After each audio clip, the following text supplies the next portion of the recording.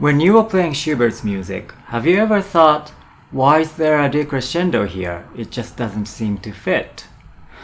You were probably right about that because there's a good chance that Schubert did not mean a decrescendo there. So in this video, we are going to look at some examples and see why even the most authentic editions would put a decrescendo when the composer probably didn't mean that.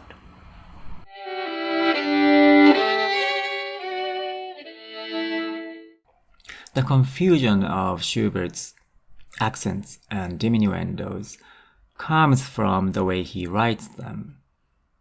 When you look at this first example, this is from Fantasy in C major. It's in the middle movement, the variations. If you look at this marking on top, this looks more like a decrescendo. And then there's some others that are smaller, look more like accents. And if you look at the one on the far right, it could be an accent, it could be a decrescendo. It's kind of long accent, so it's a little bit difficult to say for sure if it's an accent or a decrescendo. This is why we have discrepancies between publishers. In this very example, Bärenreiter treats them all as accents, all of them. And when you look at Breitkopf and the Schott editions, they treat them all as decrescendos. So clearly there are big differences between the publishers. Let's look at more examples. The next one you see here is from the Unfinished Symphony. This is the beginning of the first movement. On the bottom of the manuscript you see this accent looking thing. And then 2 measures later, it's pretty much the same passage, but you see this. This time the marking is a little bit longer. It almost looks like a decrescendo, and it's hard to say. This one, both Bärenreiter and Breitkopf treat them as accents. The next one you see is at the end of exposition of the same piece. This particular one, Breitkopf interprets them as decrescendos, while Bärenreiter treats them as accents. Let's look at more examples. The next one is at the end of the first movement, and this one, Bärenreiter indicates accents, while Breitkopf indicates decrescendos. And you might notice if you look at carefully these markings that some of these markings kind of go up towards the right side. Like this one, you can kind of see on the very top, the marking goes upward to the right, and some others, you can see like that.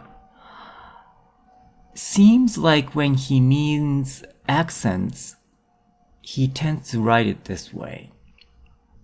Let's move on to the second movement.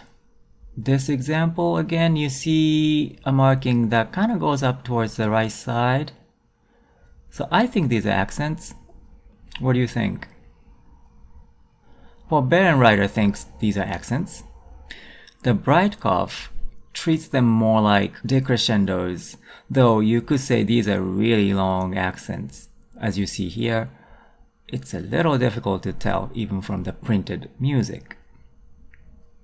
A few measures after that, this is what you see in the manuscript, and both Bärenreiter and Breitkopf treat them as accents.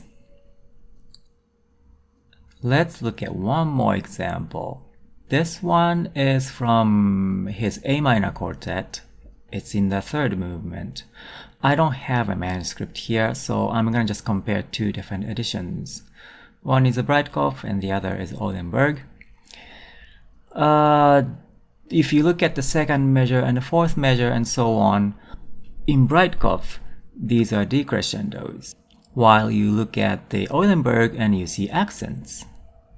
In this particular example, when you look at a cello part in edition Peters, they are clearly decrescendos. So after looking at all these examples, what do you think? Do you think they are all accents? It is a little bit difficult to say. The newer editions tend to have more accents, while the older editions have more decrescendos. Either way, if you can get a hold of a manuscript, I would do that and study the manuscript. I feel like that's the best thing to do. You think about your own interpretation looking at his manuscript. And of course, you should refer to published music as well. But I think the best thing to do is to give our own thoughts on all these markings that Schubert wrote. I think you will understand his music more deeply that way. So to me, there is no simple answer to this issue. It's like an open-ended question here. But this is something you should be aware of whenever you play Schubert's music. Okay, I'll see you in the next video.